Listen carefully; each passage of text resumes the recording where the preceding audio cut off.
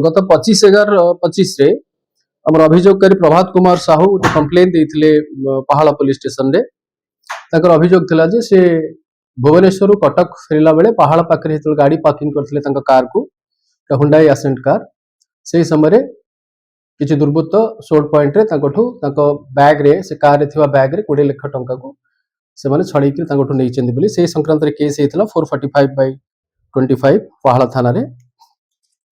ए case रो तदंत समय रे हमें आगुरु 2 जण अभियुक्त को इथरे गिरफ्त करथिलु। बबलू बेहरा तांग घर होउची तेलंगापेट कटक सदर एरिया रो एवं आ जने होउची सरोज साहू तांग घर होउची मालापाटना थाना आली डिस्ट्रिक्ट केंद्रापड़ा। ए 2 जण अभियुक्त को गिरफ्त करा हेतला एवं सेमान पाखरु जन सरोज को पाखरु 1,70,000 टंका एवं आउ जन अभियुक्त बबलू बेहरा पाखरु 4 लाख टंका आ गोटे केटीएम बाइक सीजर करा हेतला से दिन। तापरे से केस रो तदंत समय रे हमें आउ जने अभियुक्त को आज गिरफ्त करिछु। से होचंदी जगन्नाथ मल्लिक नईगुड़ साई तांकर थाना होची पटामुंडाई केंद्रापड़ा जिल्ला रो। तांको आज गिरफ्त करा हेछि एवं तांको पाखरु कैश 8 लाख टंका जो से बैग रे जो थिला से कैश रो 8 लाख टंका सीजर करा हेछि एवं से जो बाइक व्यवहार करिथिले पल्सर 220 बाइक सेटा मध्य सीजर करा हेछि एवं आज तांको कोर्ट चालान करा होछि।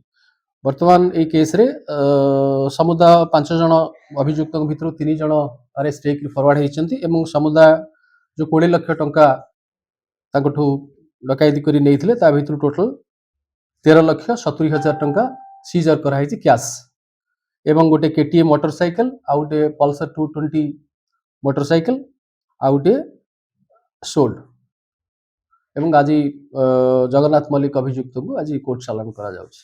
सर ये सांगो ये मानकठू नेगला टंका ये कोन पेशादार की एमती गोटे अपराध हां एमान का भितर 2 जण पेशादार अछंती। जगन्नाथ मल्लिक आज जे फॉरवर्ड होचंती से जण हैबिचुअल ऑफेंडर से आगुरु मध्ये ताका नारे एनडीपीएस केस रे से फॉरवर्ड हेकि जाइचंती आगुरु बेंगलुरु जाइचंती फॉरवर्ड हेकि एवं आउ जणे मध्ये अभियुक्त थिले जे कि तांको सरोज सुतार बोली कि जे फॉरवर्ड हेचंती से मध्ये जने हैबिचुअल ऑफेंडर ताका नारे मध्ये आगुरु केस अछि साइबर फ्रॉड तांको नारे अछि। सो एमानक भितर 2 जण हैबिचुअल ऑफेंडर तांको नारे आगुरु केस अछि।